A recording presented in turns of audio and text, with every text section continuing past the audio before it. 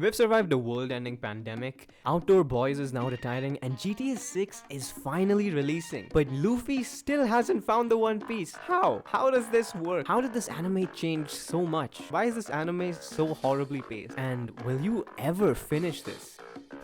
Let's ponder on that. One Piece is definitely losing direction, especially its art direction. You hear many folks complaining about how they miss the old animation, and you'll hear a lot of people piss them off saying, oh no, you just miss the 90s nostalgia factor. But that isn't entirely accurate. See, what they're trying to refer to is not the animation itself. No.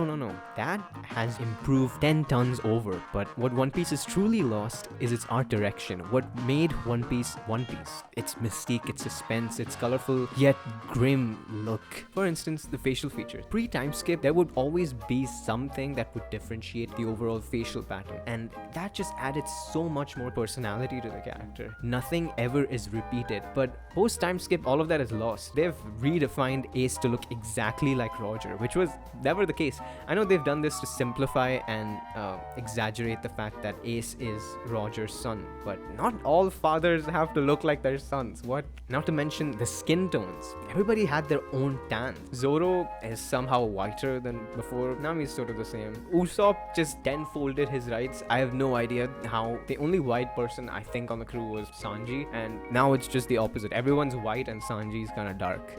I guess he just absorbed the fucking darkness. But the facial features and skin tones have truly been simplified to an extent where it almost looks too cartoony. Kind of looks like it's losing its mystique. Now it's trying to adapt itself into this new shonen norm that every other anime is trying to follow. And objectively, it might seem like a nice change of pace, but in truth, it really kills the storytelling of the anime itself. I feel like one of the most important things for an art that exists in the visual medium is for its art style to stay consistent. It shouldn't change so drastically to the point where it's almost completely unrecognizable. At that point, it isn't evolving or improving. It's just changing into something else, which is honestly disappointing. But aesthetics aren't the only thing changing with this art style. It's also the fighting choreography. Luffy's punches, Zoro's sword attacks, and Sanji's kicks. The main aspect as to why all of these just hit way harder pre-time skip is perspective. The play on perspective pre-time skip was just insane.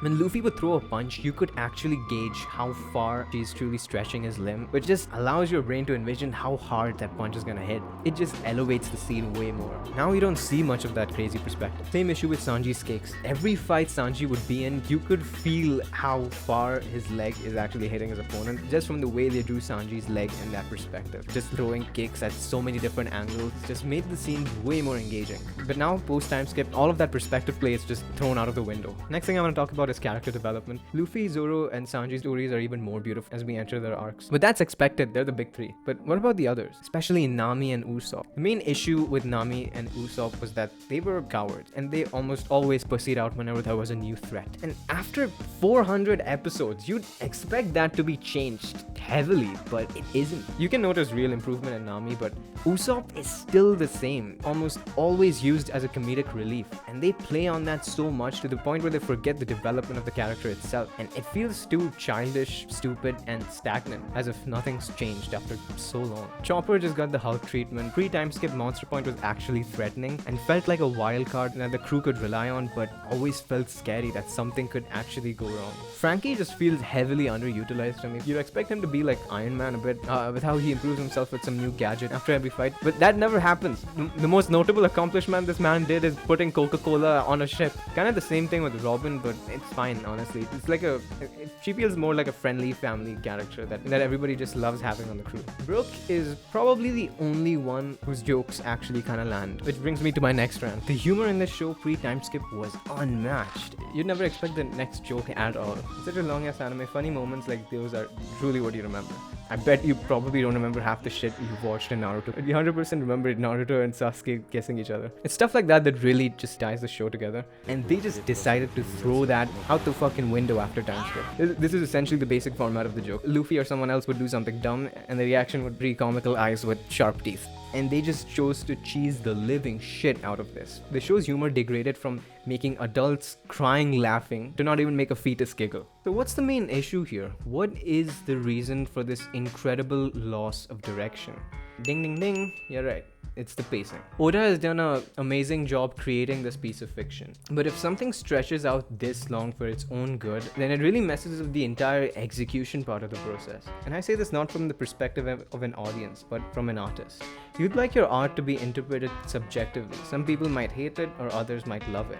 That's what defines good art, and Oda has accomplished that. Clearly, there's a humongous majority that loves One Piece, while there's people like me in the minority who hate it. But in order for your art to be interpreted rightly, it needs to be understood well, and if you want people to understand it well, it needs to be executed thoroughly. Let me tell you just one of the consequences with the poor execution of One Piece. One Piece was initially dubbed by 4 kids, and it was received very poorly. Hey, lover girl who treats me like dirt. Hey, gorgeous, you remember me, right? Any chance you're free Friday? When did Luffy start having complete thoughts such as this?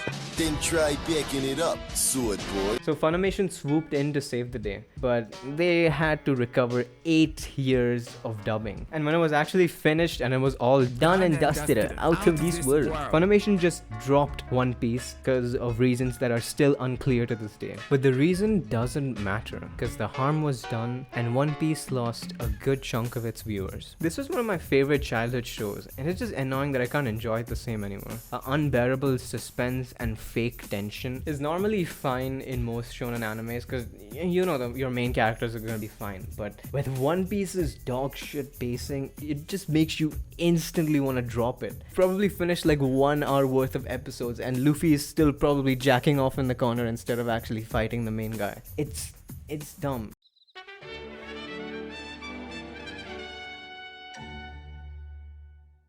It's pretty amazing to see someone commit to such a long process. It really is a beautiful thing. But personally, I would never commit to making something that would unnecessarily stretch itself out for so long that it just loses its direction. It is neither pleasant for the creator nor the audience. Ponder on that.